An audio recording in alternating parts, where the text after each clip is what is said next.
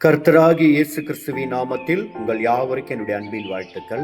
இந்த நாளுக்கான கர்த்தருடைய வார்த்தை 2 கொரிந்தியர் 6ஆம் அதிகாரம் 14வது வசனத்தில் இப்படியாய் பார்க்கிறோம்.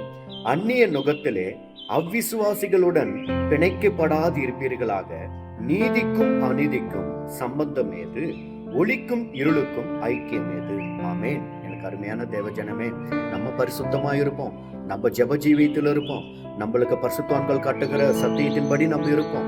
ஆனா காண்கிறவர்களும் உறவுக்காரர்களும் வேலை ஸ்தலத்தில் இருக்கிறவர்களால நம்ம அவர்களோடு கூட பழகுகிறதுனால அவர்கள் படுகிற பாவங்களுக்கு, அவர்கள் ஈடுபடுகிற பிரச்சனைகளுக்கு ஒண்ணு இல்ல, ஒருத்தருக்கு கடன் கொடுக்கணும்ட்டு நீங்க யாருக்கான சப்போர்ட் நினைக்கலாம், நீங்க தான் மாட்டிக்கிடுவீங்க.